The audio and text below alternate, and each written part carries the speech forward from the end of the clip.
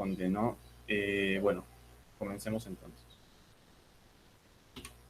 Primero hablemos del autor. Jenofonte, digamos, es uno de los principales autores que habla sobre esta expedición y es un testigo que vivió en carne propia lo sucedido a lo largo de estos meses en los que una compañía de mercenarios griegos pasaron cruentos episodios tanto en la expedición, en la marcha hacia el corazón del imperio persa como es Babilonia y tanto como en el regreso, el retorno a casa a las colonias griegas de Asia Menor, ¿no? Jenofonte, bueno, una primera instancia se había unido más como, digamos, un corresponsal de guerra, más que un soldado, movido tanto por su necesidad de aventura, ¿no? Él era discípulo de Sócrates y la experiencia militar de Jenofonte llega gracias a que había participado en las guerras del Peloponeso, tanto al mando de una guarnición de caballería, ya posteriormente les explicaré esto de lo que es la primera línea, los arqueros en las posiciones en las que van, los jabalineros y eso. En el transcurso de la disertación les explicaré más o menos cómo es que las estrategias griegas eh, resultaban tan eficaces en el campo de batalla. Bueno, ¿qué significa anábasis? Anábasis es un término que significa marcha desde un cierto punto o digámosle, bueno, expedición. En términos más sencillos, expedición. En este caso es la expedición de Ciro. Y ahora, ¿quién es Ciro? Ciro, en este caso, el apelativo, el joven, para diferenciarlo de Ciro el Grande, el fundador del Imperio Persa, era el hijo de Darío segundo Oco, era el rey persa con su hermanastra Parisátide. Este personaje Parisátide será muy importante en el transcurso de la historia que les voy a narrar, porque principalmente los problemas cortesanos, las conjeturas entre los miembros de la corte, son situaciones que de alguna manera influirán en el desarrollo de las guerras o en el desarrollo mismo de la sucesión de la corona persa, ¿no? El trono persa y los problemas cortesanos. La sucesión al trono es una situación que se ve muy reflejada en la historia y se vincula a los problemas familiares, a los problemas por territorios, a los problemas, digamos, por rencillas en la misma corte, ¿no? La sucesión al trono significaba o era de tal importancia que el gobierno de Darío II Oco había sido fructífero en cuanto a relaciones exteriores hablamos. ¿Por qué? Porque pensemos, estábamos durante la guerra del Peloponeso. El, el trono persa tenía una política divisionaria con los griegos, enviando fondos, contratando incluso mercenarios para que lucharan por cierta polis griega. En este caso, la más beneficiada por el trono persa, digámoslo así, la preferida por el trono persa fue Esparta. Esparta ganó la guerra gracias a que en las colonias de Asia Menor, que en este caso otro personaje súper importante en esta historia, Tisafernes, era el sátrapa de estas provincias, enviaba dinero, aprovisionamiento, pertrechos, soldados a que lucharan por la infantería espartana, ¿no? En este caso, era de tal importancia esta zona que uno de los hijos de Darío II Oco llegaría a ser gobernante de esta zona, en este caso Ciro, sería el que tomaría la batuta de Tisafernes quedaría relegado, y con ese resentimiento pues empezarían las conjeturas cortes, las rencillas en la corte, ¿no? En primer lugar, Darío Oco, una de las situaciones que se ve muy común, digamos, en esta situación de corte, es que logra desbaratar los intentos de asesinato contra su persona liderado por sus hermanos, o por uno de sus hermanos, digámosle, ¿no? En este caso, Darío II era hijo de Artajerjes I. En este caso, Artajerjes tenía tres herederos, bueno, tres hijos, perdón, y el heredero, en este caso Jerjes, había sido asesinado por uno de sus hermanastros, porque, pues, quería llegar al trono, problemas familiares ahí que no eran muy comunes en ese entonces. Y en este caso, con una serie de asesinatos, es que Darío II logra llegar al trono. Y pues para poder afianzarse en el trono, él hace lo propio y manda asesinar a sus demás hermanastros, cosa muy curiosa que se ve reflejada en algunas series, no sé si habrá, supongo, cinéfilos o, digamos, amantes de las series como yo, que se ve reflejada tanto digamos, en Juego de Tronos recoge, digamos, unas ciertas características de esta historia, bueno, de la Nábasis, lo que lo predecese es que el asesinato de los miembros de la familia real, pues, uno de los puntos muy comunes que las series, digamos, de corte histórico toman, ¿no? Ahora, el enviar a Ciro a las colonias no fue una estrategia, digamos, muy común porque, digamos que la esposa de Darío II, Parisatide, su hermanastra, en este caso, juega un rol muy importante porque tenía tan influencia en la corte y tan influencia con su marido y con sus hijos, que incluso cuando comienzan las conjeturas cortesanas de Tisafernes, en este caso empieza a echar al oído ciertos comentarios de que Ciro desde un primer momento ya quería el trono, que en este caso quería destronar a su padre y tal, es que Artajerjes y Darío lo mandan a la cárcel y pues la que le logra sacar a Ciro de la prisión pues es Parisátide, su madre, y pues logra que Ciro llegue a las colonias de Asia Menor como sátrapa, ¿no? En este caso, Darío II pues lo manda a las colonias de Asia Menor a seguir la política exterior de divide y vencerás con los griegos, y pues Tisafernes queda queda relegado, resentido, y pues se alía con Artajerjes, ¿no? Pues llega, en este caso, Tisafernes el personaje, uno de los personajes más importantes porque logra, digamos, de alguna manera desbaratar la hasta entonces inflanqueable falange oplítica, y pues es uno de los personajes que más adelante explicaré el desarrollo de su historia, ¿no? Bien, acá tenemos lo que ya les había explicado, más o menos un árbol genealógico de lo que sería. Artajerjes I es el padre de Darío II. Jerjes II era su heredero, Sogdiano, su hermanastro lo asesina. Posteriormente, Darío II asesina a Sogdiano, se queda con el trono, afianza su derecho al trono casándose con su hermanastra Parisatide, hija de Artajerjes, con una concubina babilonia, al igual que Darío. Y pues del fruto de Darío II y Parisatides nace Artajerjes II y Ciro el Joven. Dos personajes importantes en lo que sería la batalla de Cunaxa, que es, digamos, el ápice de la historia de la Nábasis, ¿no? Hablemos de los mercenarios. ¿Ven? Los mercenarios a lo largo de la historia es una de las profesiones que se ve muy reiterativa. Primero acá con el análisis con los griegos, luego podemos imaginarnos, digamos, en el Renacimiento a los condotieros en Italia. Y bueno, en este caso, los soldados de Ciro, conocidos como los sirianos, pues ascendían más o menos a una cifra cercana a los 30.000, digamos, en total, no solo los griegos. Cifras que, si vemos, pueden ser un tanto exageradas debido a que tal vez Genofonte, en su afán de patriotismo, pues exaltara las características de los hoplitas, ¿no? El grueso, sin embargo, había sido conformado por los mismos soldados de infantería persa, soldados que, bueno, en este caso servían tan solo como soldados expedicionarios o soldados de avanzada, y se habían reunido desde todas digamos, las ciudades de Asia Menor en la satrapía de Sardes, bajo el dominio de Ciro. Pues en este entonces Ciro ya tenía más o menos 21 años, les había entregado las provincias de Asia Menor con 16 años más o menos, y ya con 21 pues estaba armando el ejército, ¿no? Apenas fue el deceso de su padre, es que Ciro empieza a reunir el ejército, y antes de esto ya había ciertas rencillas, cierto conflicto con Tisafernes, incluso habían llegado a tener ciertos conflictos ya en lo que es la guerra, y pues Ciro decide eh, contactar con los espartanos, con los griegos, que había ya tenido ciertas buenas relaciones en cuanto a la guerra del Peloponeso hablamos, y pues decide llamarlos y reclutarlos, ¿no? En este caso, los griegos rondaban una cifra aproximada de los 10.600, pues lo consiguió, bueno, los 10.000, incluidos no solo estos 10.000, sino los peltastas. Los peltastas es una tropa importante porque son las tropas expedicionarias, digamos, los que en un campo de batalla hacen reconocimiento, son los que están, digamos, antes de la falange, son los encargados de limpiar el terreno, es decir, una pequeña carga de caballería contra la primera línea persa, para, digamos, barrer el territorio de arqueros o, digamos, los lanceros persas.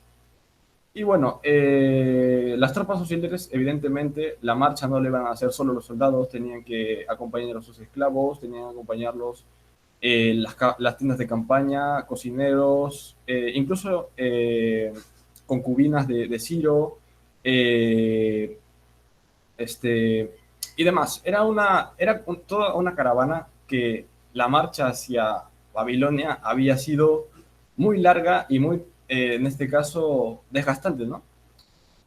Otro punto importante que debemos tocar es que el carácter de esta expedición, de esta compañía, un rasgo característico es que los mercenarios habían sido reclutados de diferentes partes de Grecia, que, digamos, su principal característica era su variedad, ¿no? Digamos, eh, el considerable número de estos hacía poco difícil que convivieran entre ellos, ¿no? Poco antes habían ya sido enemigos, digamos, en las guerras del Peloponeso y pues al practicar, digamos, el colegueo o el compañerismo no era mucho eso, más bien cada recluta era más leal, digamos, a la compañía, era más leal a su comandante, al que había luchado con él tiempo atrás o al que lo había reclutado, que al mismo Ciro. Y pues los capitanes, los generales eran, digamos, el intermediario entre Ciro y pues un soldado raso que esperaba tan solo la paga, ¿no? Estaban ahí porque habían sido engatusados por promesas de tanto dinero, posiciones, tierras, incluso fincas o, digamos, minas de plata. Y en este caso, digamos, el viaje al este, pues los hombres fueron engatusados por estas propuestas y pues los llevó a tal punto de que en cierto punto del trayecto empezaron a desconfiar de Ciro y Ciro tuvo que echar mano al bolsillo, darles un poco de dinero, un poco de los fondos que tenía financiado incluso por algunos nobles persas para poder apaciguar a los mercenarios, ¿no? Que motines obviamente que habían. Bueno, la lealtad. La lealtad, bueno, en primer lugar ya le expliqué que era, bueno, principalmente a sus compañeros de edad, que, bueno, la falange política se basaba en eso, lo compacto que era una formación, el depender del hombre que está a tu lado y, bueno, en este caso, cosa importante de la falange era que la primera línea, o bueno, los que estaban en las columnas, en las filas, generalmente luchaban al lado de uno de sus familiares o un lado de uno de sus amigos o al lado de uno de sus familiares cercanos porque hacía que no tan solo dependiera del combate de tu vida, sino también la vida de la persona que tú más querías, ¿no? El Oprita. La armadura característica del Oprita, o digamos el equipaje, los pertrechos del Oprita, lo más reconocible son sus cascos y sus escudos. Acá tenemos unas muestras de los cascos oplíticos.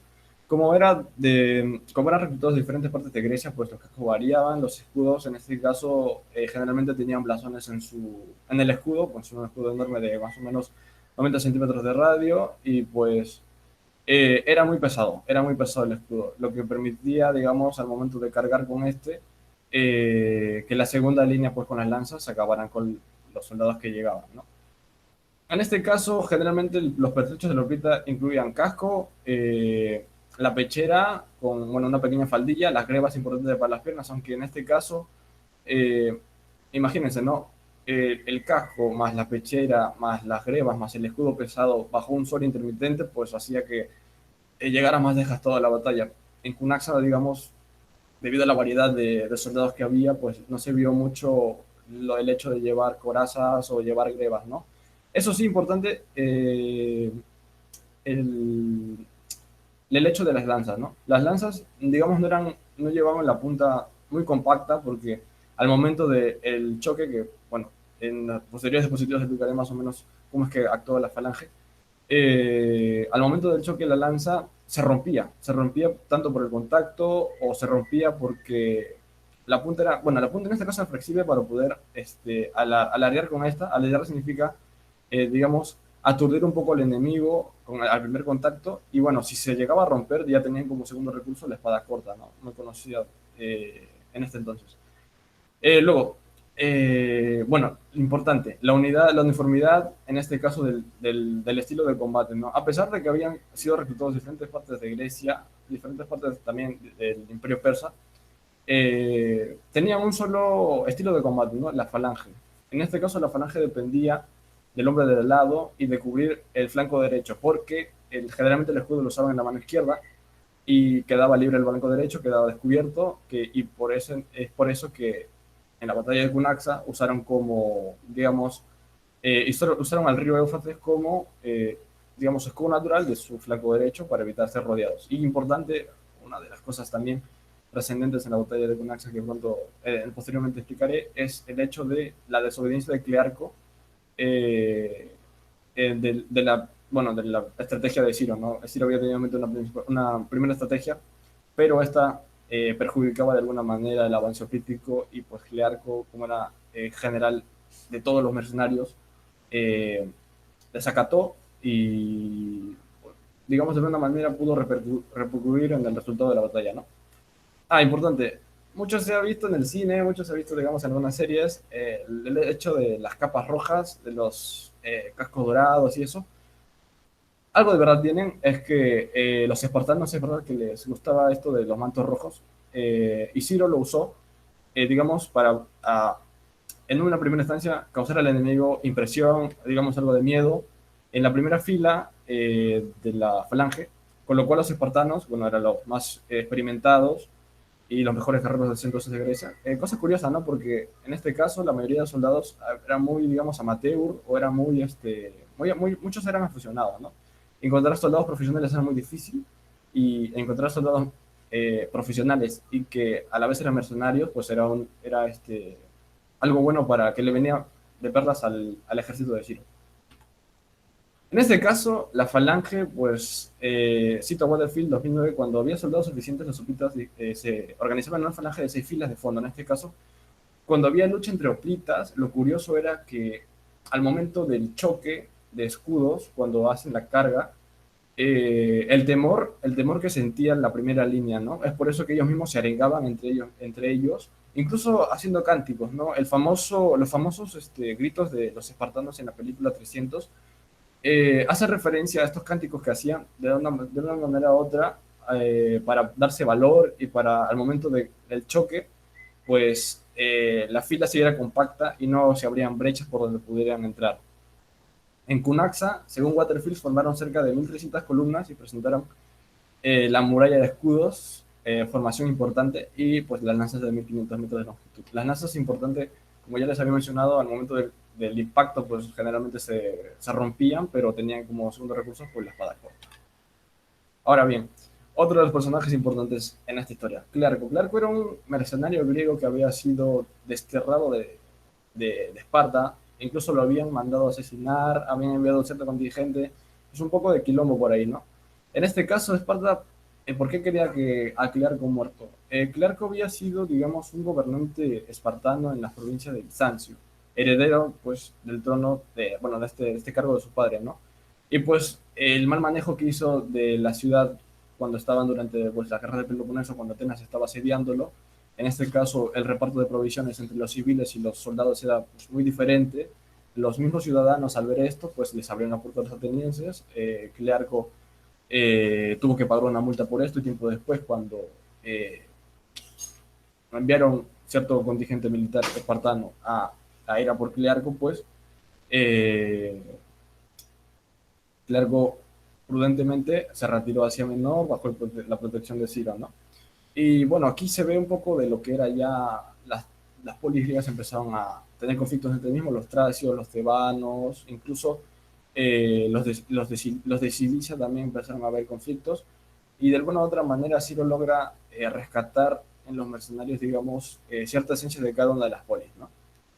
Claro que el confidente. El confidente, ¿por qué? Porque, digamos, a la única persona o una de las pocas personas al que Ciro confió el secreto de que iba a ir por su hermano y no como les había vendido en Sardes a los griegos, que iba a ir a por sus tribus nómadas por ahí que estaban haciendo problemas por el imperio, pues Clerco tan solo lo sabía él y un par de generales más. Pero Clerco es una figura importante porque Clerco se ensalza como el general de todos los mercenarios, famoso por ser un espartano que tenía, digamos, este trastorno que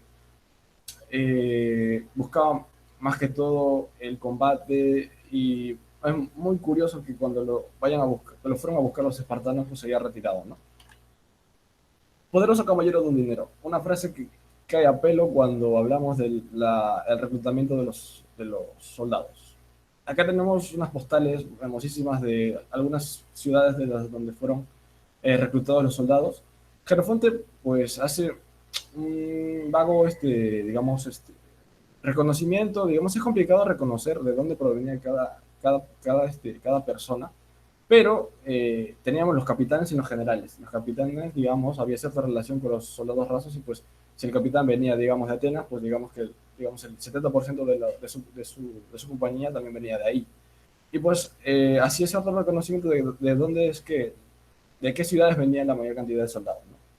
Además, como ya les había dicho, había pasado la guerra del Peloponeso, nefasta para las polis, y pues ciertos soldados se habían quedado sin su medio de sustento, que era básicamente la guerra.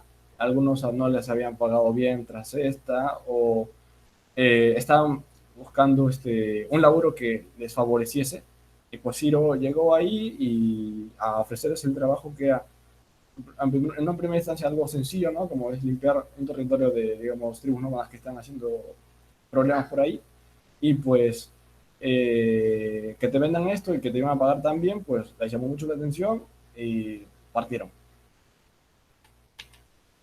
Aquí hice un pequeño edit y les planteo lo que eran las tropas sirianas y las tropas de Artajerjes. La marcha implicaba que estas tropas se movilizasen a lo largo del territorio persa de Sardes, cruzando todas esas montañas, cruzando todos esos valles y haciendo un poco de turismo, pues los griegos lograron observar ciertas criaturas que no veían en sus territorios, no tanto como los antílopes, las cebras, bueno, los jabalíes se veían, y cierta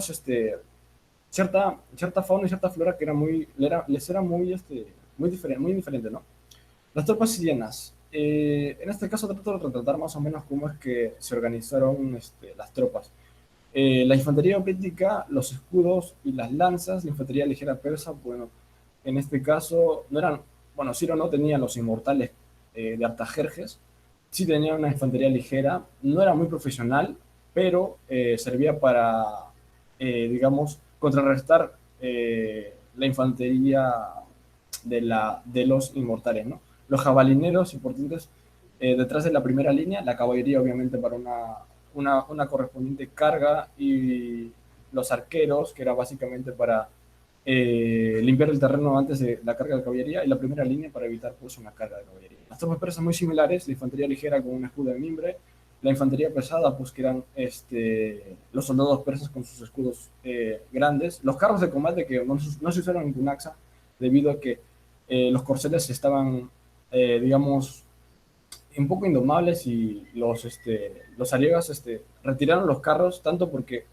el territorio era muy difícil de controlar para los carros. Estos carros usaban estas guadañas que se acoplaban en las ruedas que al momento de hacer la carga, pues arrollaba con todo y pues en el paso dejaba ya a los heridos tanto por la carga como por las guadañas. La caballería también persa, los arqueros, pues los arqueros tenían presas que justamente prendían fuego a sus flechas para poder hacer más daño incluso. Y la primera línea persa, pues, para evitar la carga de caballería siriana. Las intrigas de Ciro. A lo largo de la marcha de los hoplitas, bueno, de los griegos y de toda la comitiva, eh, se les vendió que iban a primero luchar contra las tribus nómadas, pero con el paso del tiempo y con el andar y con el transcurrir de los días y el llegar al primer punto y no encontrar a las tribus nómadas y no encontrar, digamos, y no percibir la paga completa, empezaron los problemas dentro, los motines, primero los soldados de infantería, los capitanes, y es donde realza Clearco. Clearco se pone de parte de Ciro, empieza digamos, a convencer a los capitanes, y esto a su vez a los soldados, de que Ciro les iba a pagar aún más y que estaban por llegar a su destino, pero ya se encontraban en cerca de Babilonia, en medio del imperio persa, y ya se veía venir la batalla, ¿no? En este caso, Cunaxa. Primero, en la primera de 401 se pusieron en marcha, digamos, abriéndose ya por el Asia Menor hacia el Golfo de Isos, que es básicamente el extremo noreste, donde era el primer punto donde supuestamente debían estar las tribus nómadas, ¿no? En eso se dieron cuenta que no estaban las tropas nómadas, no estaban las tribus que debían eliminar, y ya pues digamos, 10.000 hombres o bueno, 30.000 para luchar contra unas tribus, pues no era muy correspondiente, no era muy lógico, ¿no? Movilizar tanta gente para tan poco combate, pues hacía también sospechar a los griegos. En este caso, Ciro con halagos promesas, promesas de recompensas mucho mayores, logra que los griegos estuvieran a su lado más tiempo. Y ya cuando llegan al Éufrates es cuando Ciro de alguna manera respira aliviado y empiezan los preparativos para la batalla. Preparativos para el combate. La fe, lo más lindo de la vida. Antes de la batalla, los griegos siempre, digamos, para arengar a sus compañeros, para motivarse y para encomendarse a los dioses, entonaban lo que era el peán, que era un cántico agradeciendo a Apolo por haber llegado ahí y para la victoria, ¿no? Principalmente para la victoria en la batalla. El reconocimiento, una cosa curiosa que se usa actualmente también en las guerras, o bueno, que se usó a lo largo de toda la historia, es el reconocimiento, digamos, entre el desorden que pueda generar un combate o entre la multitud. Tú no, digamos, en ese entonces no había, digamos, un uniforme que los diferenciara, ¿no? Porque habían llegado de diferentes partes de Grecia, los pertrechos eran muy diferentes, muy distintos, y la forma de reconocerse era básicamente digamos, una pregunta y una respuesta, ¿no? En este caso, usaron a la voz de Zeus Salvador, la respuesta debía ser victoria para poder reconocer al amigo del enemigo y pues evitar eliminarse entre ellos, ¿no?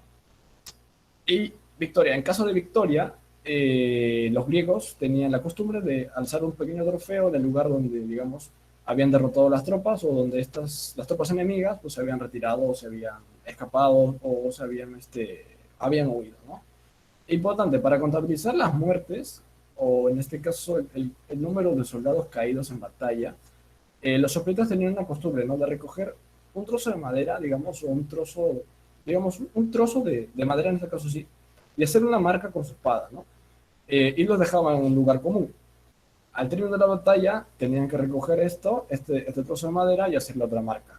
Quien no recogía el trozo de madera, pues era evidentemente que no había sobrevivido al combate.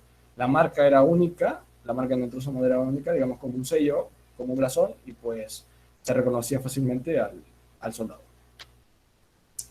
Cunaxa, bien. Acá tocamos carne. La falange es la formación pues, por excelencia que se conoce de los griegos, ¿no? La unidad se desplegaba, digamos, de tal forma que las filas y las columnas quedaban compactas, el empuje del hombre de atrás hacía que la carga de la falange pues, sea imparable, y los griegos básicamente perfeccionaron esta formación militar, ¿no? Y bueno, primero decidieron posicionarse al lado del Éufrates para evitar que la caballería principalmente los rodee y pues los eliminase por el costado derecho. Es por eso que usan el Éufrates como digamos, una frontera natural, ¿no?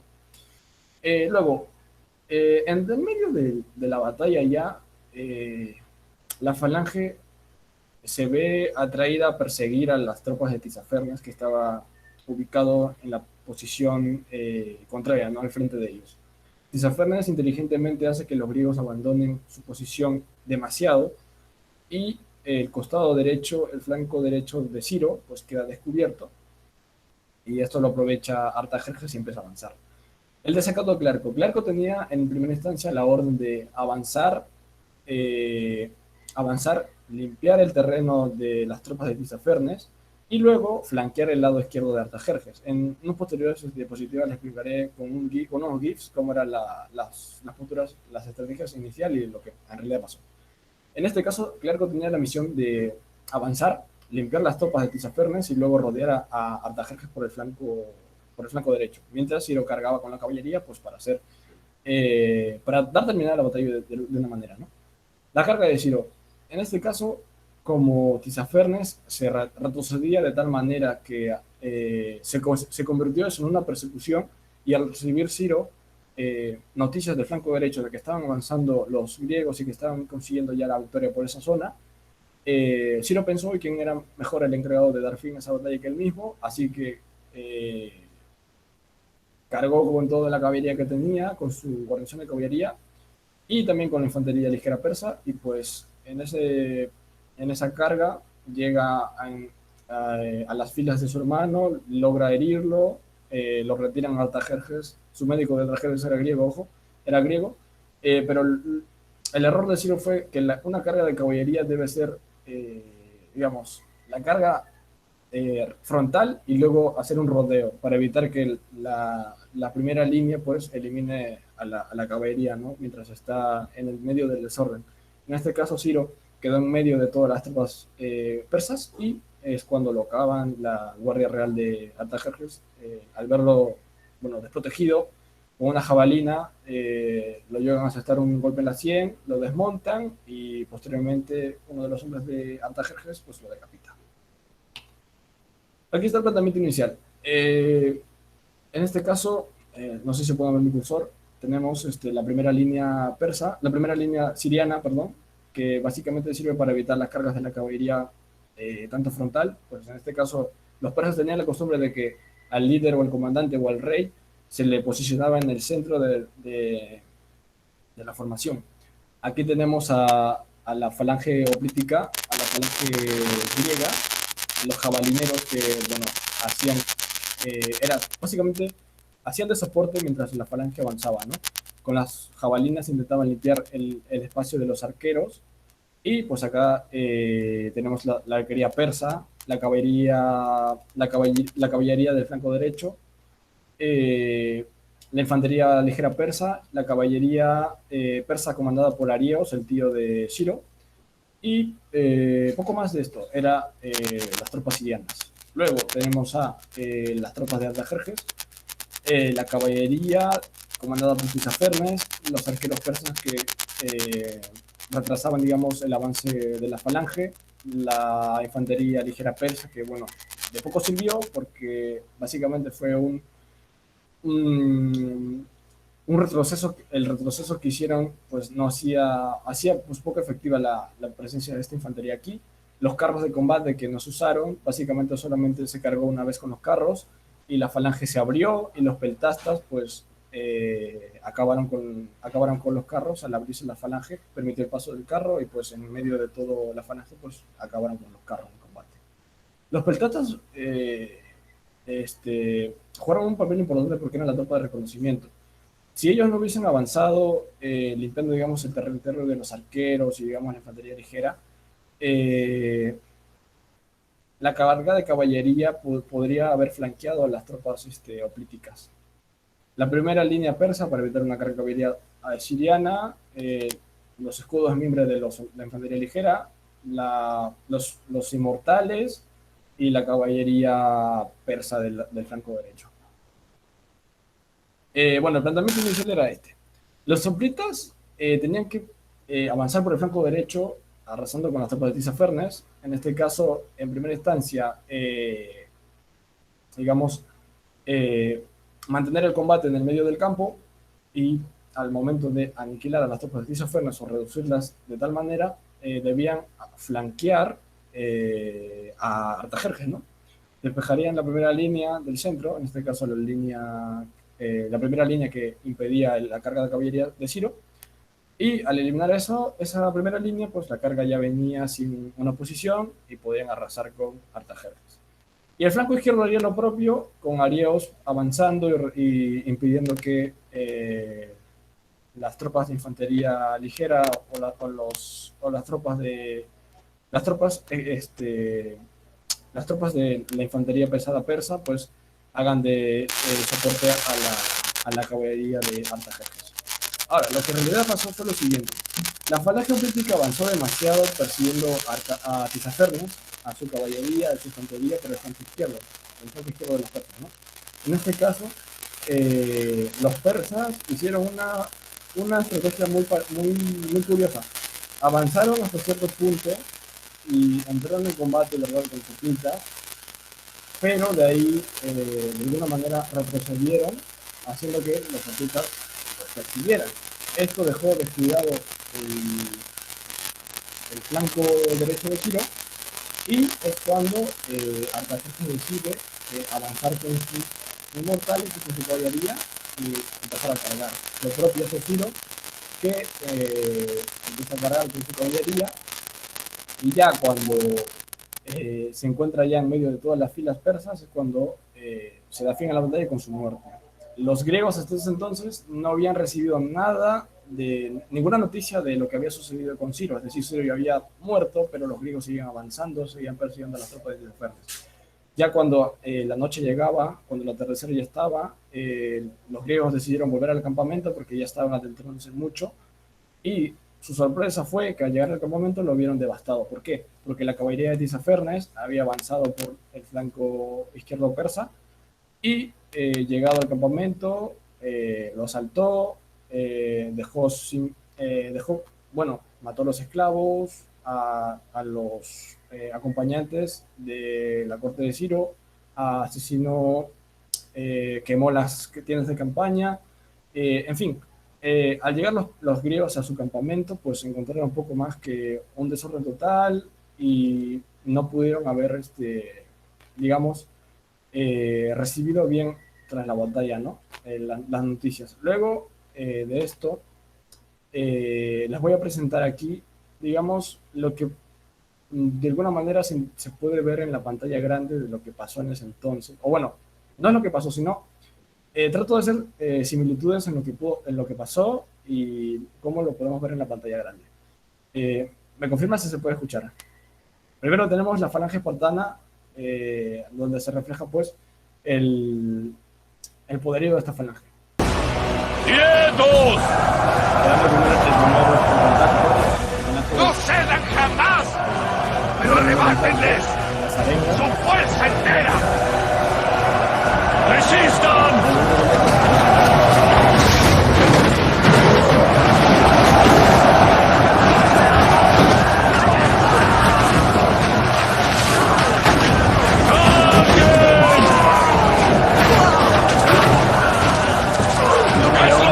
¿Qué quieren?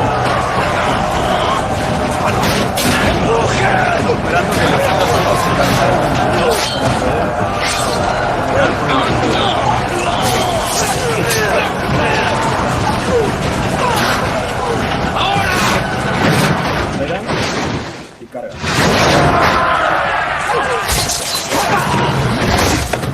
Ese sacudo de mundo era muy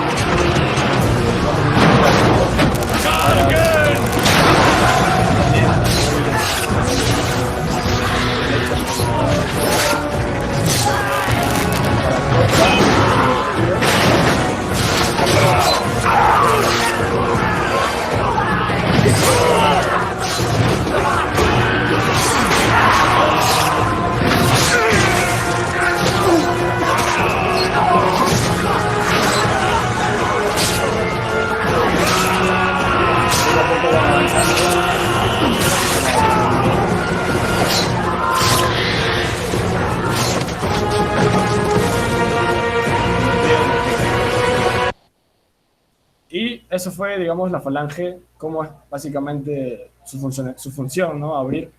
En este caso, como era un desfiladero, pues tenían ambos lados cubiertos. En el caso de Cunaxa, el flanco derecho lo usaron al Éufrates como barrera, y pues la formación, digamos, lo que sería una formación romana más parecida, digamos, un testudo, era básicamente lo que en Cunaxa hicieron. Ahora, la carga de los Rohirrim, una de las escenas más legendarias del cine, en El Señor de los Anillos, El Retorno del Rey, era, digamos, la idea principal de Ciro, ¿no? Cargar contra las tropas de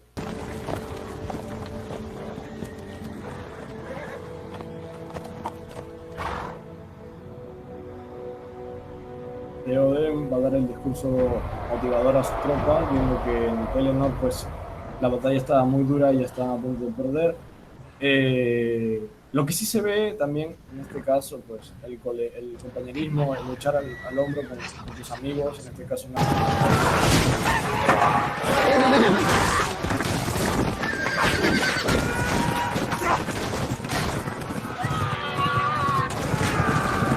El resultado fue una brecha y por ahí podía pasar.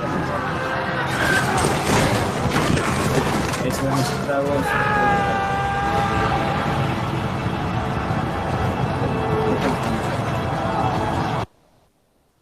Bueno, eso es un poco de lo que en la pantalla grande se dio. Ahora, la boda roja en la obra de Jenofonte. La boda roja es uno de los capítulos más icónicos de la serie de Juego de Tronos y que quiero hacer un comentario aquí relacionándolo con lo que pasó posterior a la batalla de Cunaxa, ¿no? Luego de digamos, la derrota de Ciro, la victoria de los griegos, es un poco complicado mencionar qué es lo que ocurrió ahí, pero bueno, vale, los griegos volvieron al campamento, no tenían idea de que Ciro había muerto, esperando noticias, llegaron los misterios persas confirmando la muerte de Ciro y pues, los griegos en ese entonces ya se dieron cuenta de que estando en un territorio enemigo donde están lejos de su hogar, con inmensidad de gente, primero, los prisioneros de guerra, segundo, los esclavos, tercero, los pertrechos que deben cargar, los carros, los caballos, las tiendas de campaña, y no tenían guías, no tenían guías de cómo volver. ¿Por qué? Porque Arieo, el otro comandante, pues el tío de Ciro, que también estaba presente en la batalla, en primera instancia tenía dos opciones, o seguir con los griegos o traicionarlos y aceptar lo que Artajerjes le proponía, ¿no? Que a pesar de su traición para con él, le ofrecía una satrapía y abandonaba a los griegos a su merced. En este caso, los griegos quedaron solos y Tisafernes, en primera instancia, les menciona que él mismo había sido enviado por Artajerjes para poder acompañarlos en su ruta de vuelta y que los iba a dejar en Lidia para que de ahí pudieran hacer su viaje de retorno hacia Bizancio. Todo comandado por él. Pero esto era una vil mentira y organizan una reunión, banquete, barra cena, barra no veo que esto vaya a salir bien, y es cuando reúne principalmente a los capitanes, a los generales de los mercenarios y se reúnen cerca de 120 personas en la tienda de Tisafernes. Bueno, ya habían avanzado cierto tramo de recorrido de vuelta, pero planta tienda de campaña Tisafernes, organiza un banquete y es aquí cuando asesina a los capitanes y los generales. Tiempo atrás ya había ciertos problemas dentro de las capitanías griegas porque se habían quedado sin que les pagara, se habían quedado sin guías, se habían quedado sin aliados porque Arieo se había retirado, se habían quedado sin casi nada, ¿no? Solo tenían su armamento, los esclavos, los prisioneros de guerra y todos los pertrechos con los que tenían que cargar. Una marcha muy lenta, por cierto, si es que cargaban con todo eso. Y pues se planteaban ya quién podría ser el general de todos ellos. Clearco obviamente había sido el principal candidato, pero también se encontraba Menón, y Menón era la figura que Tisafernes, digamos, logra aliarse, ¿no? Con el que logra aliarse, logra, digamos, plantar la semilla de la discordia en las tropas griegas, se empiezan a dividir, pues ya está muy dividido todo esto, polis habían estado en conflicto, los mismos mercenarios no se llevaban bien, y los capitanes empiezan a luchar entre ellos, a ver disconformidades, y Menón y Clearco eran los principales candidatos a liderar la marcha de vuelta, ¿no? Tisafernes patrocina a Menón, Clearco por su parte no tiene agrado por Tisafernes porque en primera instancia duda en ir a este banquete que organizó muchos de los griegos dudaban de si los capitanes debían ir o no a este banquete, pero la propaganda griega.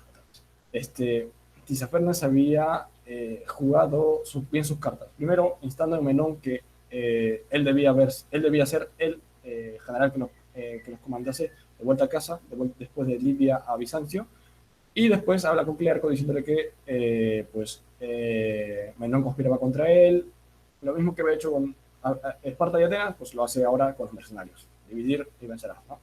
En este caso, Tisafernes, recurriendo a sus antiguos favores que había hecho Clearco, pues alegándose su amigo, ¿no? Que en la guerra del Peloponeso lo había apoyado para con Esparta, pues los persuadió y pues él, Clearco, convence a la mayoría de capitanes, por ser Clearco, pues por ser el mercenario pues, más conocido de todos ellos, y pues los convenció Clearco a la propaganda que hizo, que fueron los 120, el banquete y pues nada. Los capitanes estaban ahí en el banquete, los asesinaron y los soldados que estaban esperando fuera también fueron asesinados. Un pequeño cuadro de la escena que fue más o menos así. No mucho después y a la misma señal, los del interior fueron hechos prisioneros, los de fuera abatidos a golpes. Después de esto, algunos jinetes bárbaros, buscaron a su merced, hicieron incursiones por la llanura y dieron muerte a todo el griego que encontraron esclavo o libre. Los griegos, al ver la carrera de caballos desde el campamento, estaban pues perplejos, no se lo creían y no acertaron a entender qué hacían, hasta que llegó Nicarco de Arcadia, huyendo herido en el vientre y sosteniendo por sus vísceras, explicó lo que había ocurrido. Seguidamente, los griegos corrieron en busca de las armas, llenos de confusión, creyendo de inmediato que llegarían al campamento, ¿no? La confusión de quedarse sin un líder, sin una figura a la que seguir, hizo que los mercenarios, en medio de desorden y de todo, se quedaran perplejos y no supieran qué hacer después de haber perdido a sus capitanes ahí. Los capitanes, no muchos de ellos fueron asesinados aquí, sino que fueron llevados incluso a Babilonia, donde pues hicieron ejecuciones públicas y donde se dice que Menón pues no fue asesinado, sino que lo mantuvieron, digamos, como digamos, el traidor Menón fue considerado, bueno, el traidor, lo mantuvieron, digamos, como gobernante de algunas satrapías hasta que no le fue de utilidad, pues ya lo asesinaron. El nacimiento de un héroe. Jenofonte pues se alza como uno de los líderes tras el asesinato de los capitanes y él mismo, bueno, como había sido, digamos, más que un soldado, un corresponsal de guerra, pues veía lo que era el sentir de un mercenario, de un soldado raso, ¿no?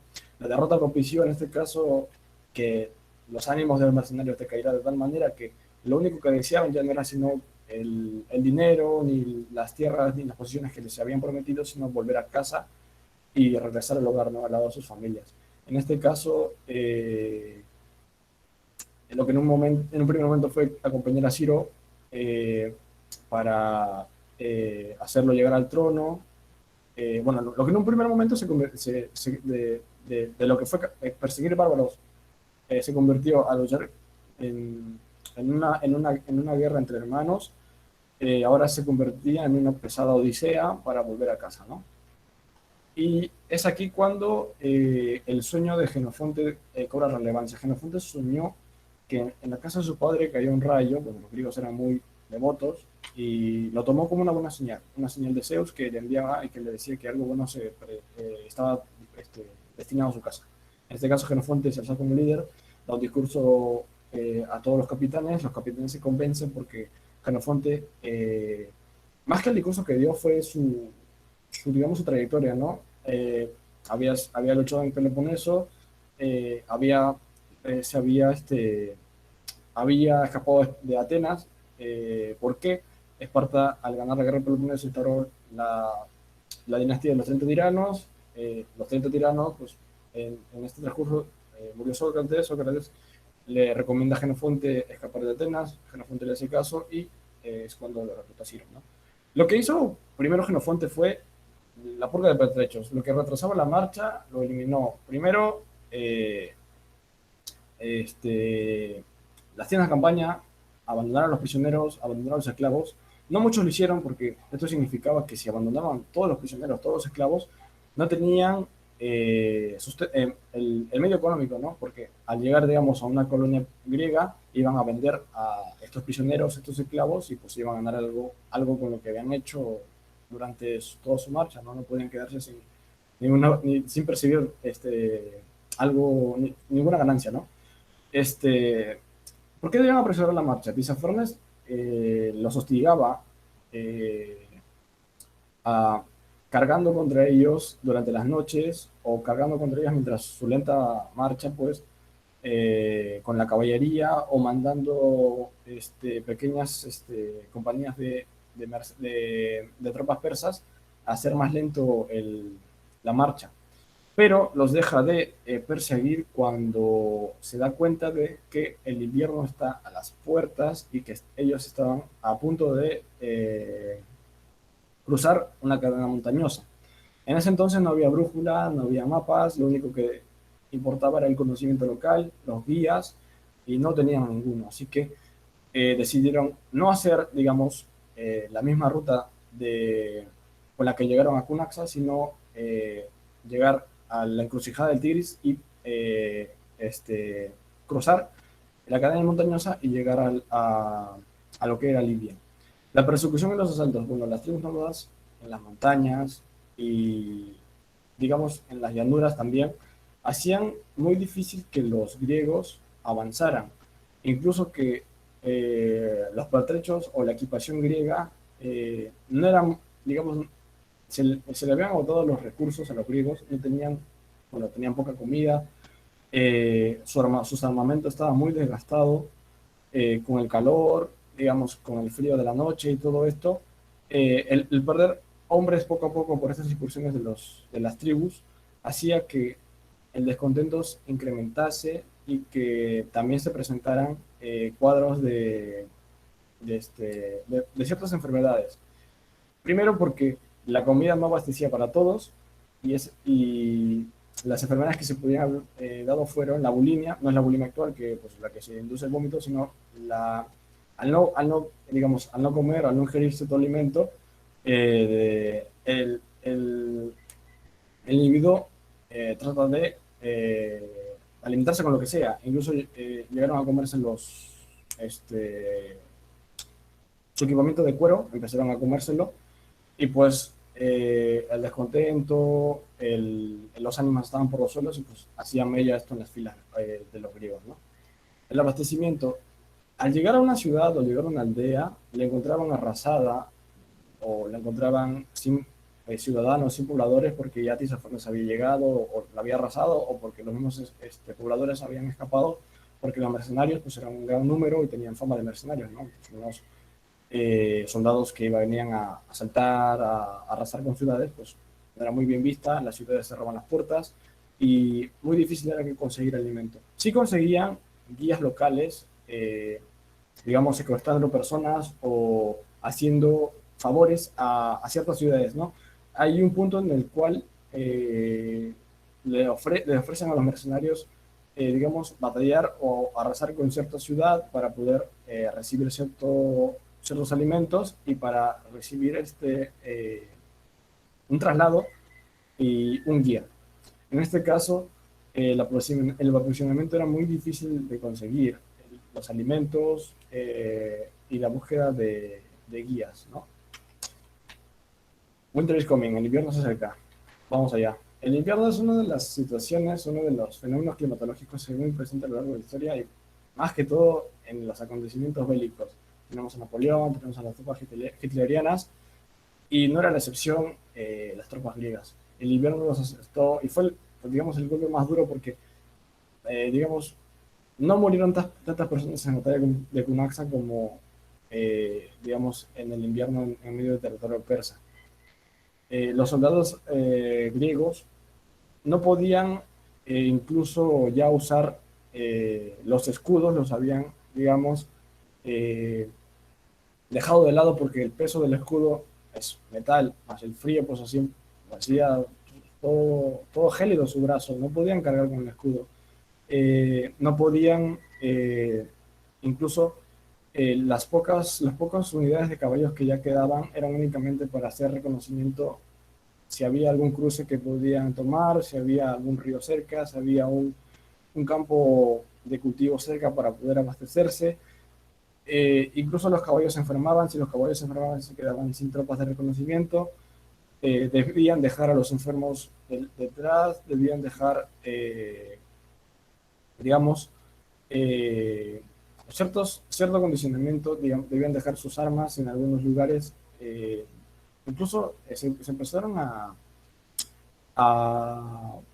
empezaron a dejar de lado también la misma carga que los hacía lentos, ¿no? En este caso los carros de primera instancia se dejaron de lado, las mulas tan solo servían para cargar, digamos, los pertrechos que les eran necesarios, y al momento de llegar a cierto punto donde ya la cadena montañosa que ya les era familiar, donde ya podrían haber visto el mar, era la única luz de esperanza que podían tener los griegos, ¿no? Y aquí pues una de las escenas en la cual eh, los griegos tienen la esperanza, ¿no? Llegan al quinto día y el nombre de la montaña era Terques. Cuando los primeros alcanzaron la cima, se produjo un griterío. Primero, las tropas estaban divididas de tal manera que ante cualquier incursión enemiga estuvieran preparadas. A la vanguardia, es decir, al frente, estaba un general espartano, Quirisófono, que debía informar a los de la retaguardia, que era Genofonte, si se acercaba algún enemigo o si tenían información de algún paso, alguna cadena que podían tomar o alguna ciudad a la que podían, digamos, entre comillas, entrar. Y es cuando, en medio del griterío, pues la retaguardia, digamos, los que estaban atrás más retrasados, tuvieron miedo de que sea un ataque.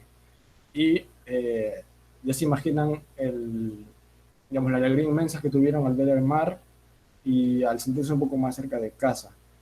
En este momento, pues, es cuando los griegos forman, digamos, en agradecimiento, digamos, a Artemisa y Apolo, sus principales, bueno, dioses de batalla, les hacen un pequeño montículo de piedras y es donde se arrodillan y empiezan a agradecerle, ¿no? Sacrifican incluso un lobo, un caballo y creo que una cabra, lo sacrifican en agradecimiento de ellos, ¿no? Es muy importante la devoción que le tenían, tanto en batalla como cuando están partiendo en el camino de retorno a casa. De la misma manera en que los marineros gritan tierra, como pasó con Colón, pues que Rodrigo de Triana dijo tierra, la viste, y pues todos esos hombres que habían llegado a nuevo continente, pues así mismo fue el grito de los 10.000 al ver el mar.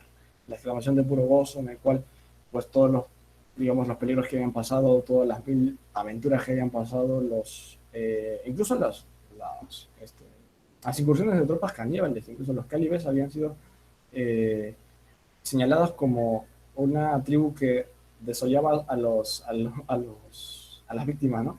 En este caso fue pues, un gozo multiplicado por 10.000, o bueno, por los miles que quedaban, que bueno, la distancia que había recorrido era poco comparado con la alegría que sentían en ese momento, ¿no? El haber superado el camino de vuelta a casa, bueno, no superado del todo, en este caso, el haber vuelto de alguna manera a casa, ver el mar y el haber quedado sin líder, digamos, sin una paga que recompensase todo lo que habían hecho hasta entonces, pues ya condimentaba o sazonaba un poco esto, ya de alguna manera que los griegos sentían tal orgullo por ellos mismos, por lo que habían hecho, que al llegar a Bizancio, pues, bueno, en este caso Genofonte relata que la primera ciudad griega como tal que llegaron fue Bizancio, porque las demás ya eran colonias persas, y bueno, apenas llegan a Bizancio, las tropas, algunos, muy pocos deciden retirarse a su lugar de origen, y otros deciden partir con las tropas espartanas contra los persas, ¿no? Bueno, en este caso, ya a modo de desenlace, las ciudades griegas que encontraron, digamos, en las colinas de Asia Menor ya no eran tan griegas como lo suponía Genofonte, porque ya la síntesis cultural era de tal manera que incluso en la corte persa de Artajerjes había médicos griegos, había artesanos griegos, habían profesores de los futuros príncipes persas eran griegos. Y en segundo lugar, pues en Bizancio ya era notorio la disminución de tropas. Los soldados, digamos, de los 2.600 que habían partido, pues 7.000 habían llegado, pues digamos, muy reducido número. Y bueno, de estos 7.000, pues como ya les había mencionado, cierto número se fue con Ceutes al Señor de la Guerra de Odrisia, y el otro poco se fue a ayudar a los espartanos en su guerra contra los persas. Y bueno, en el marco temporal en el cual Jenofonte relata en su Anabasis, pues solamente, como les menciono, unos pocos hombres completaron completaron esto de volver a casa, ¿no? El retorno a casa. Bueno, en definitiva, el sueño en el cual Jenofonte vio, digamos, el, digamos, el incendio, este rayo que pasó en su casa, que ocurrió en su sueño, digamos, el rayo de Zeus a su casa, digamos, se refería a la pérdida, ¿no? Digamos, a la pérdida del hogar en una primera instancia y no, digamos, a la glorificación de este. Eh, Importante también que esta obra sirvió mucho a los posteriores estudios de geografía, porque Jenofonte relata también los caminos y los paisajes que encontraba. No bien así con la temporalidad, porque Jenofonte no daba, digamos, un año específico o no daba un, este, un marco temporal muy exacto, porque él mencionaba cuando estábamos en esta cadena montañosa, o cuando estábamos en este valle, o cuando estábamos cerca de este río, pero no da esos datos de, a ver, digamos, en 404, en el 400 antes de Cristo, en el 401, en estos meses, digamos, en la primavera de tal, no da estos datos. Es por eso que es muy difícil, digamos, darle un marco temporal a esto, ¿no? Pero en fin, el análisis es una obra muy buena porque, primero, es el relato histórico, digamos, más fidedigno de una batalla, digamos, de ese entonces, es uno de los primeros relatos. Primero, en segundo lugar, porque fue relatado por Jenofonte, que lo vivió en carne propia, que fue, digamos, un corresponsal de guerra. Y tercero, porque tenemos hasta hoy en día, digamos, la herencia de que el, el colegueo o las relaciones, bueno, digamos, los problemas familiares o los problemas de la corte persa primero, se ve reflejado a lo largo de la historia. Luego, los mercenarios, después de que Jenofonte haya relatado esto, los mercenarios fueron más aún, digamos, demandados por los señores de la guerra, por los reyes, por los gobernantes. Los mercenarios elevaron, digamos, la cantidad de demanda. Y bueno, tercero, porque la obra tiene una importancia histórica tal que lo pueden usar como manual de guerra, digamos, actualmente. Y bueno, es una obra de época muy, muy importante para nosotros, ¿no? Espero que la exposición les haya gustado mucho y eso fue todo. Muchas gracias. Muy bien, Eric. Un aplauso para su compañero, lo has hecho muy bien. Casi todos han tardado, wow, 40, 50, una hora. No sé si les pasa eso en otros cursos, pero yo muy feliz. ¿Ah? Eric, solo una consulta. Estaba revisando, ¿has enviado el Word? El Word, profesor, tuve un problema con el disco duro, pero si no, ahora se lo mando al correo. Envíalo ahora, por favor, porque si, ahí sí vamos a tener problemas. Envíalo, no te preocupes, eso puede pasar. Envíalo ahora, ¿ya? Okay. Súbelo ahora al dice Word. Muy bien, excelente. Tus compañeros también. Ah, mira, claps, por Dios, aplausos. Muy bien, sí, muy, muy completo, ¿no? Muy completo, sin lugar a dudas. Es una visión en el cual has compartido principalmente una posición en torno a lo militar, ¿no? Hay también un proceso ahí de ubicación de espacios. Y los pobres griegos lloran, la historia termina, ¿no? Cuando, o bueno, está cerca de su fin la historia de la Nábasis cuando ellos están cerca al mar, ¿no? Se emocionan, ¿no?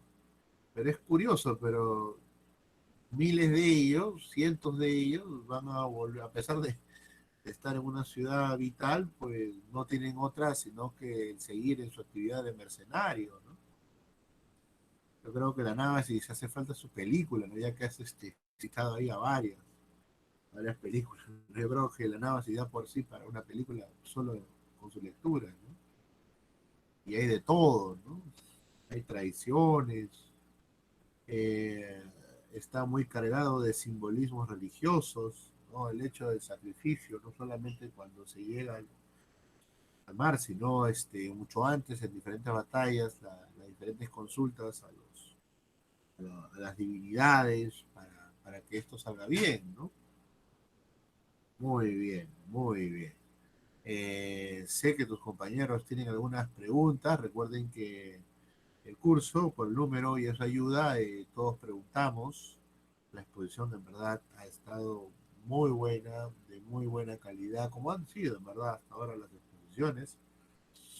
La próxima semana también tenemos exposición, ¿sí? Así que, bueno, empezamos. A ver, adelante, jóvenes, porque hemos visto una muy buena exposición. ¿Sí? Igual todos van a preguntar o comentar, ¿eh? Adelante, por favor, todos son soldados aquí. Aquí no tenemos la cuota de género, ¿no? Bueno, es parte de... muy bien, excelente.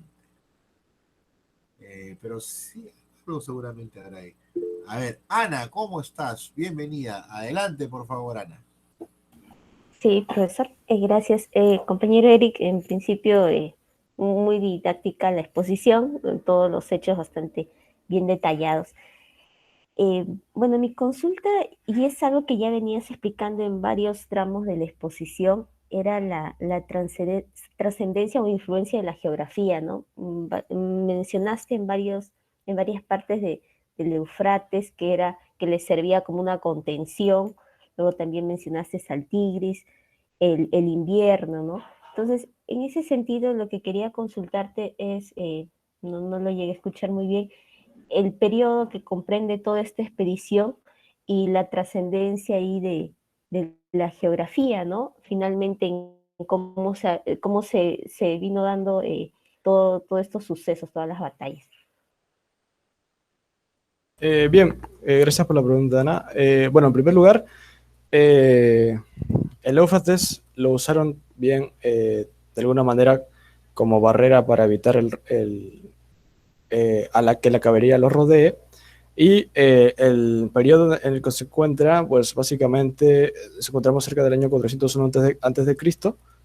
No muy preciso la fecha porque, como ya mencioné, Jenofonte no daba no era muy preciso en cuanto a temporalidad, porque mencionaba esto usaba básicamente descripciones de la geografía, digamos, cuando estábamos en este camino, cuando estábamos en ciertos linderos, usa esos términos para referirse al tiempo, ¿no? Luego, el invierno sí está presente básicamente, bueno, el general invierno está presente en las guerras. En este caso no iba a ser la excepción la expedición griega, que al cruzar, digamos, en este caso, las cadenas montañosas que están en territorio persa, o digamos los valles, o al llegar a las ciudades, el invierno había hecho que las tropas griegas primero se redujesen en número. Segundo, el ánimo pues decaído por los suelos. Tercero, difícil la cacería, que básicamente vivían de cacería porque los alimentos se les habían, digamos, pues acabado. Y básicamente la trascendencia es que rescatable el hecho de que primero la figura de Jenofonte como líder, el nacimiento de un héroe, y cómo es que él junto a los demás capitanes, o bueno, los demás que se alzaron como capitanes, llevaron a todo un contingente de, digamos, sobrevivientes a vuelta a casa, ¿no? No es fácil ser un líder digamos, de tantas personas, de tanta variedad de personas que habían, porque los mercenarios venían de diferentes lugares, hablaban algunas diferentes lenguas, porque se encontraban también algunos persas que habían sido recluidos por Ciro. Y bueno, en este caso, Jenofonte Yo rescato más que todo su figura como héroe, ¿no? Cómo pudo rescatar a los soldados griegos de esta desgracia que había ocurrido, ¿no?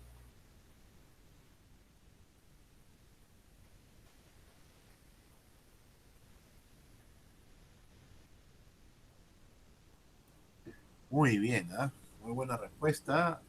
Creo que respondió señorita Ana a la consulta solicitada.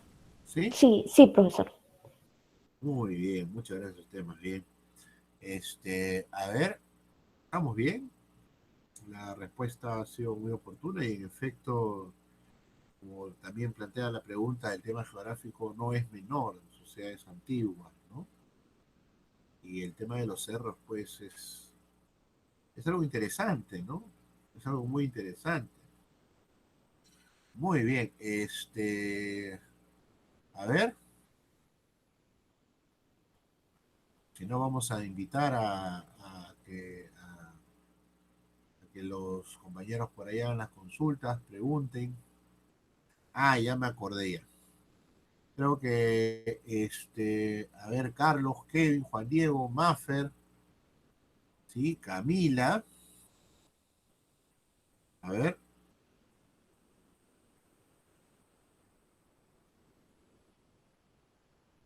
Juan Guillermo, Alejandro, Sebastián, o también pueden ser comentarios, ¿ah? Pueden ser también algunos comentarios que ustedes consideren oportunos, ¿no? O algo que de repente podrían haber. Muy bien. Hola Nicole, ¿cómo estás, Nicole Sofía? Bienvenida. Buenos días. Adelante, por favor.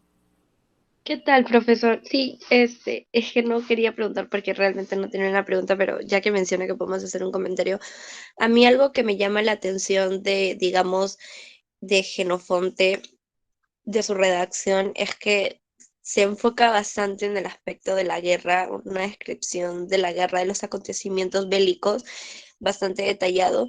Y algo que me llama la atención, a diferencia de otros relatos, ¿no?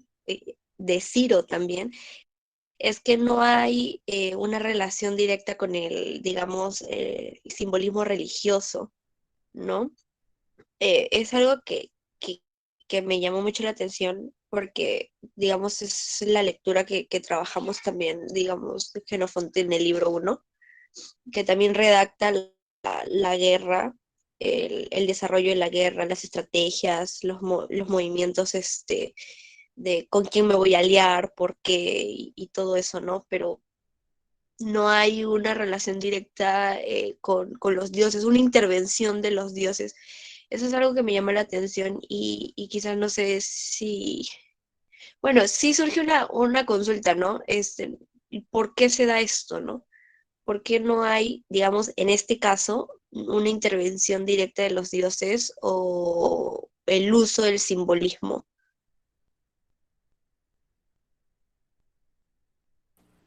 Bueno, en este caso, respondiendo a tu pregunta, como la diversidad de los soldados era tal, principalmente los espartanos le debían su devoción a los dioses de la guerra, que en este caso eran Apolo, Artemisa, bueno, y Ares.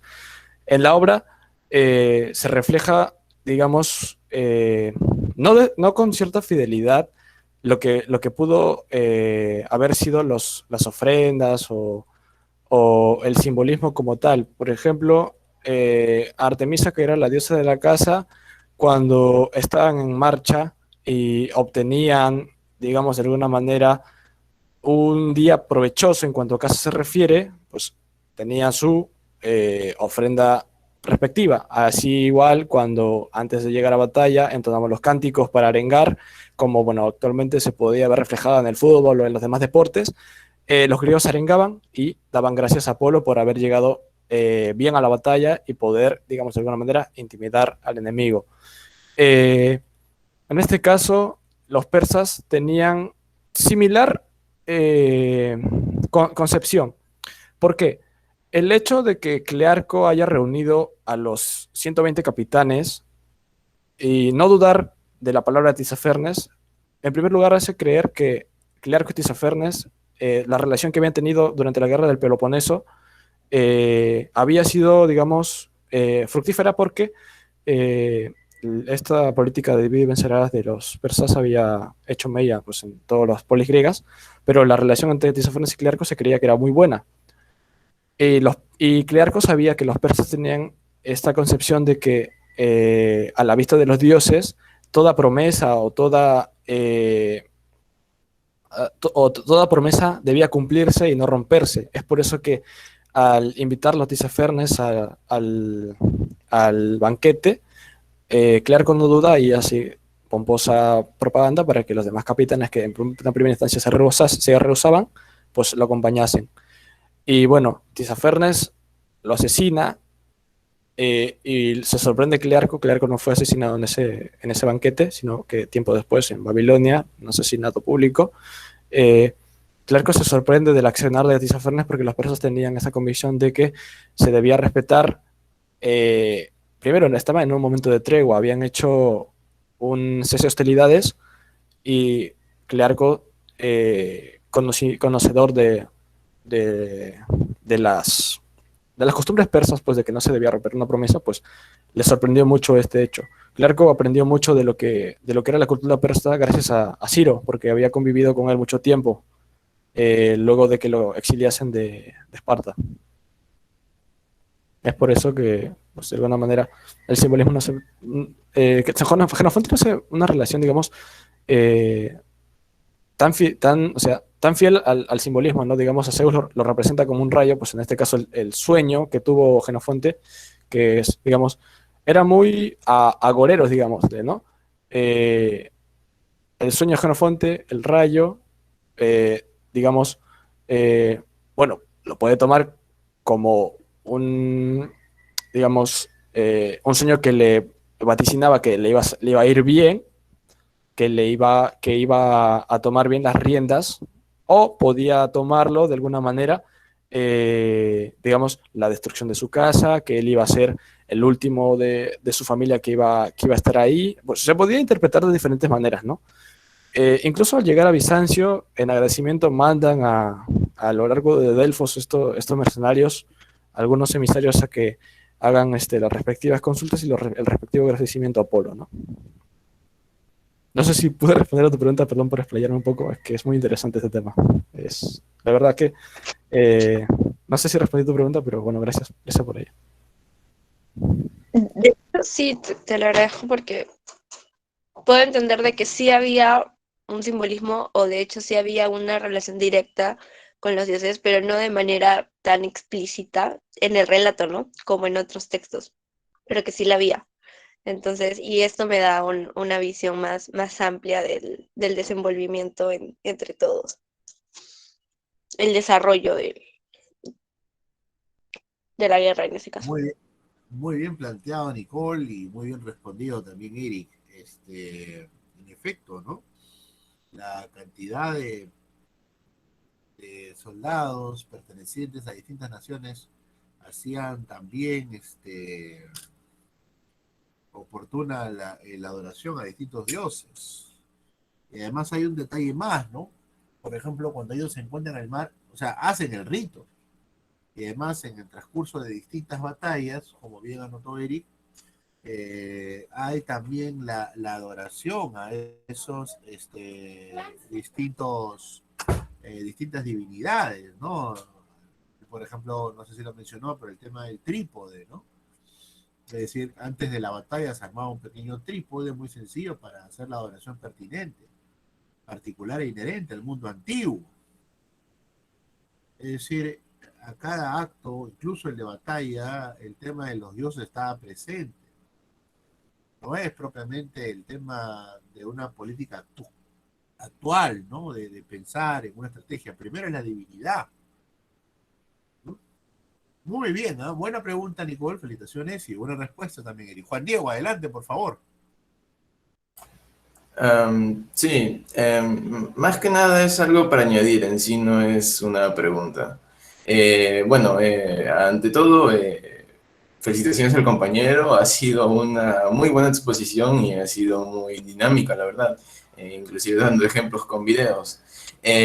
Bueno, En lo que respecta a lo militar, por decirlo así, me parece muy interesante, ¿no? La formación de estas falanges, comúnmente era propio en sí de los lacedemonios, en este caso son los espartanos, pero más que todo voy a centrarme en el papel que tomaban los peltastas, porque los peltastas, en cierta forma, si mal no recuerdo, era como una especie de complemento o reemplazo a los totzotes. Los totzotes eran los arqueros. Y es que en cierta forma la formación de peltastas pudo haber sido inclusive decisivo en una batalla, ya que formar a un peltasta tomaba mucho menor tiempo que formar a un buen totzote. Y solo eso quería añadir, que me parece muy importante el papel en sí de los peltastas.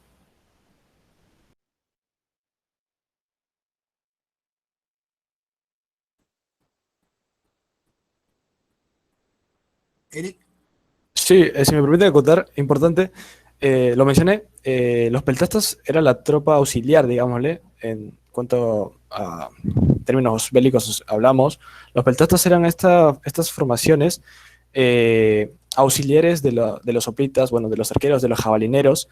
Los peltastas en esta batalla de Cunaxa fueron los que eliminaron a los carros de combate, porque los carros de combate eh, era, digamos, una de las maneras de poder eh, romper el muro de escudos de los soplitas. La carga de los carros de combate, más adherido a las guadañas que tenían en las ruedas, hacían muy difícil, digamos, resistir el impacto de este carro, ¿no?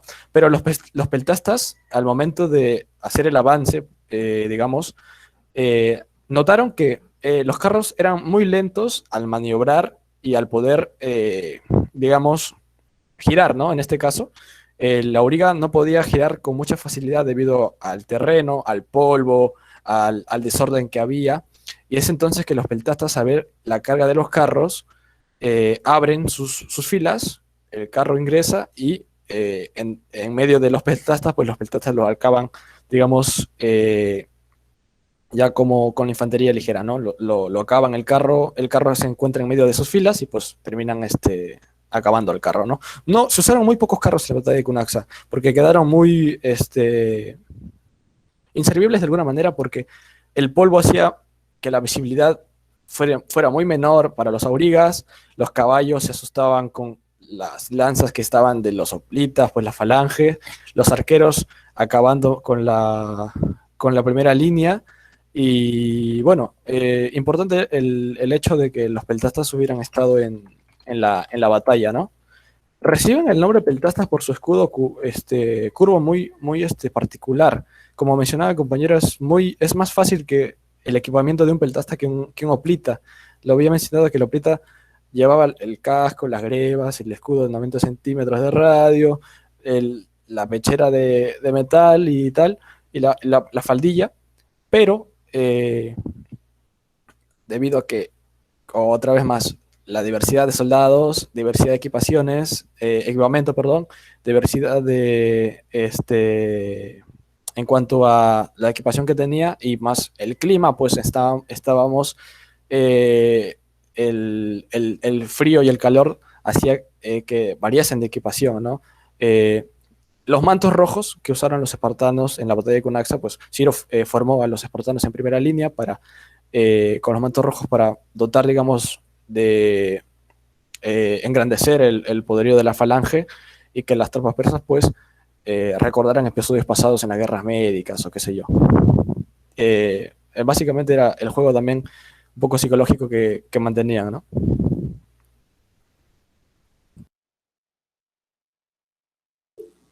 muy bien, ¿ah?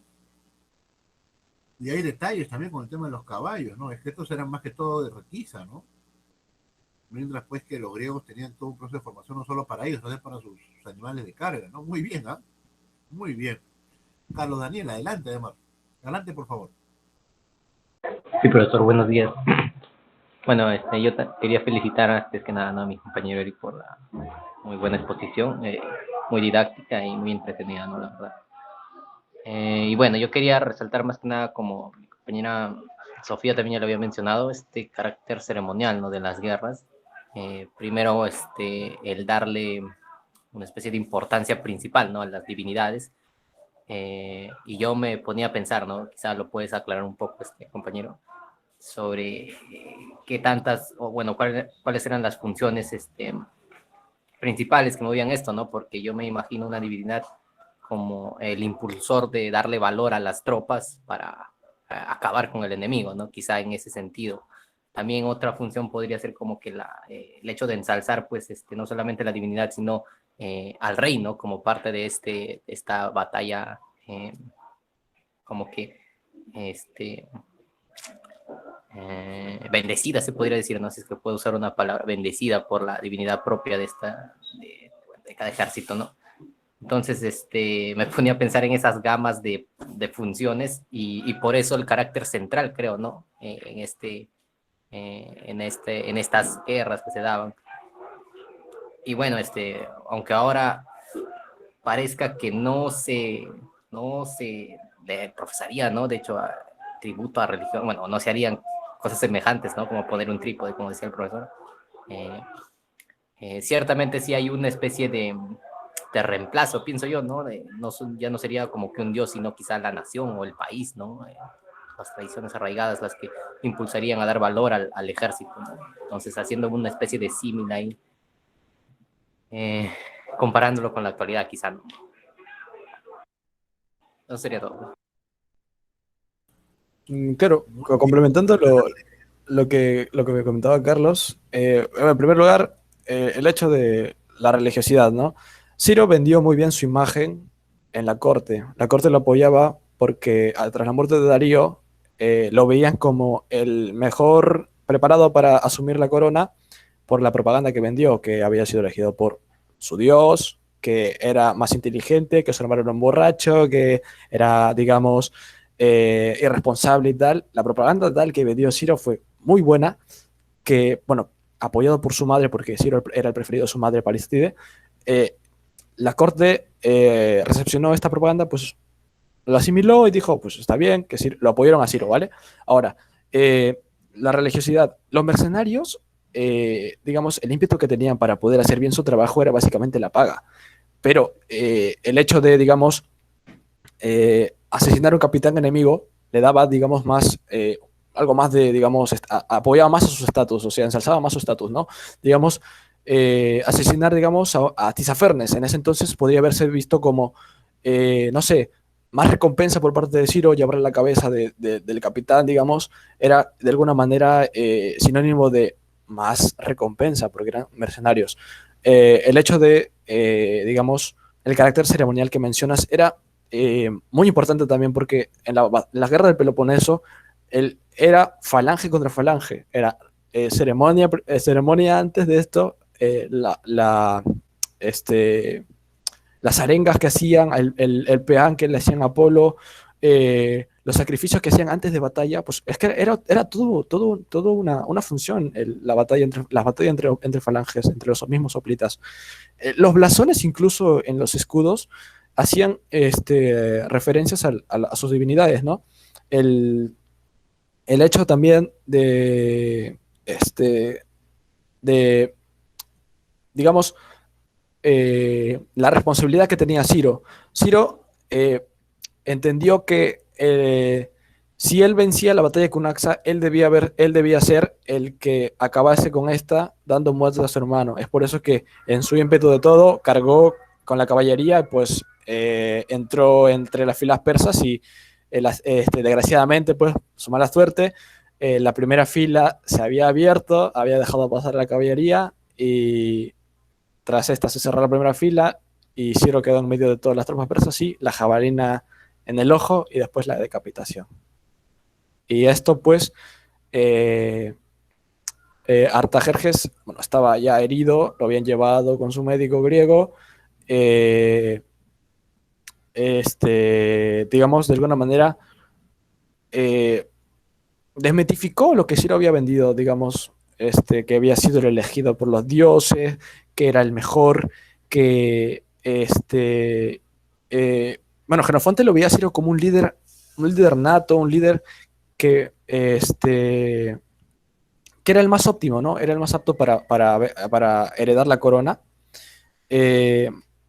básicamente por lo que había convivido con él, no tanto por lo que escuchaba de los demás, o por la propaganda que se le podía haber hecho, pero la religiosidad y digamos, ahora que tú mencionas esto de que se ha cambiado por, digamos, ya no lucho por un dios, sino lucho por una nación, el patriotismo también se sentía mucho entre las filas, porque el hecho de ser griego y luchar contra los persas, griegos y persas tienen una historia muy riquísima en cuanto a episodios pasados, también las guerras médicas, o incluso, ya les comenté que habían griegos en las cortes de los persas, ¿no? Habían médicos, profesores, artistas,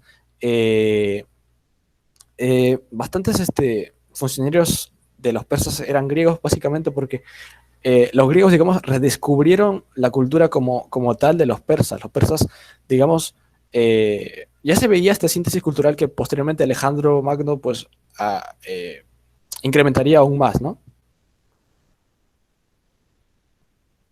No sé si pude responder tu pregunta, pero gracias por el Sí, comentario. muy clara la respuesta, la verdad. Me has dejado con buena información. Muchas gracias. A varios de nosotros nos ha dejado con buena información, ¿eh? Muy bien, Jorge. La verdad que... Sebastián, adelante, por favor. Sí, profesor. Bueno, mi pregunta va más por la importancia del oráculo antes de la batalla, ¿no? O qué tanto Jenofonte nos habla sobre esto. Ya que, por ejemplo, en el libro de Heródoto, este nos plantea una importancia vital antes de una batalla. Por ejemplo, cuando habla, bueno, en el caso de Heródoto, sobre Creso, cuando va a luchar contra el ejército de Ciro, el oráculo tiene una función vital o importante, al igual que Aliates contra los otros ejércitos. Entonces, mi pregunta más va por ahí, pues, ¿qué tanta importancia le da o qué tanto nos habla sobre la importancia del oráculo en el anábasis? Vale, la cuestión de la religiosidad o el hecho de, bueno, el oráculo era parte importante de la cual, en la vida griega, ¿no? En la vida de un griego, el oráculo representaba, digamos, el destino que bueno, los griegos respetaban mucho esta cuestión del destino y la cuestión que los dioses les preparaban a ellos. En este caso, el rezarle a un dios o digamos, antes de una batalla consultar y ver si era favorable ir a la guerra o no contra esta nación, o el preguntar si es que era, digamos, correcto reclamar, digamos, el trono o estas cuestiones. El oráculo representaba, digamos, una opinión más, digamos, más fiel a lo que los dioses querían. En este caso, hay un episodio en el cual, digamos, Sócrates, si más no recuerdo, llega al oráculo y después de esto, no, bueno, en este caso, Sócrates censura, digamos, de alguna manera, lo que el oráculo le predijo o lo que le comentó, bueno, básicamente para aconsejar a Jenofonte, porque Jenofonte, la cuestión de religiosidad lo toca muy, digamos, muy a la ligera, en el sentido de que se limita a contar los hechos que realizaban, los sacrificios, los rezos, los cánticos, digamos, de tal manera. El consultar al oráculo antes de partir con Ciro fue muy importante en el sentido de una segunda opinión. Lo veían más o menos así, ¿no? Una segunda opinión o una opinión más, más ligada a los dioses, ¿no? Los dioses que podían haber dicho de esta acción que voy a tomar, o si la ven viable, si no la ven viable. Era básicamente como una segunda opinión. Y bueno, Jenofonte, posteriormente a hacer la consulta al oráculo, pues realiza los sacrificios respectivos a los dioses respectivos, primero a Apolo, luego al digamos, a Poseidón para que el viaje le vaya bien en el mar, y ya cuando se encuentre con los demás griegos en Sardes, pues es un poco más familiar el ambiente, ¿no? El hecho de compartir divinidades, el hecho de compartir ciertas tradiciones, el hecho de, digamos, saberse algunos cánticos en favor o en agradecimiento por ciertas situaciones, digamos, como ya lo había mencionado, la caza o la victoria en alguna batalla. Es más que eso, ¿no?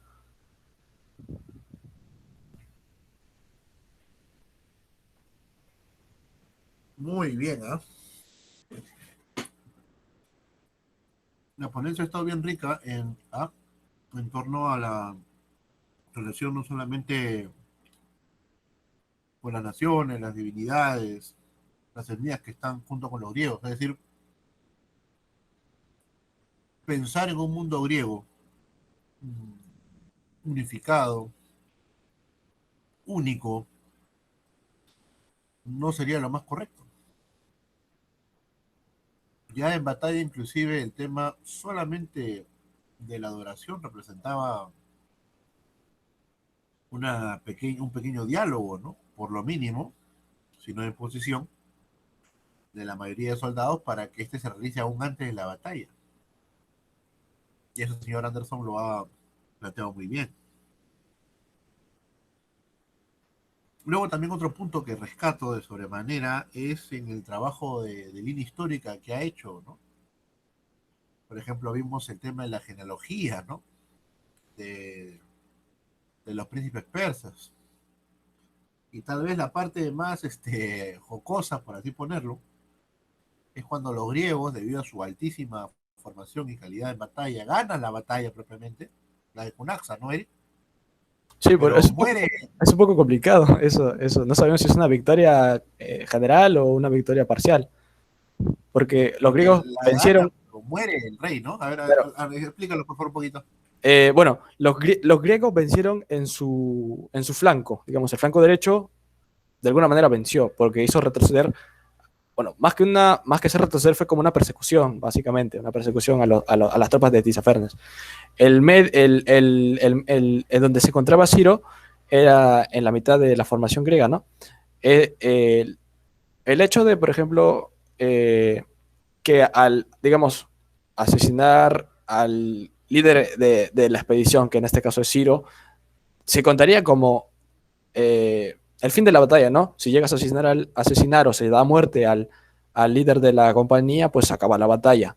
Pero en este caso, como estaba dividido en tres partes la compañía o el ejército siriano, y la dificultad del envío de mensajes entre las formaciones, pues hacía difícil que la noticia de la muerte de Ciro llegara a los griegos. Los griegos estaban por su flanco victoriosos, mientras que por el otro lado se encontraban, se vivía la sensación de derrota tras la pérdida de la imagen del líder, ¿no? Pero en términos generales se podía considerar una victoria griega.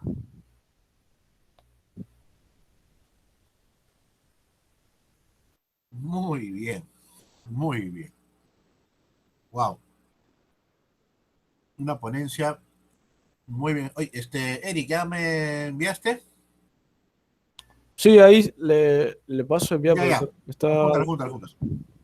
Sí, porque ya te voy a poner ya una nota poco asiaga, agorera.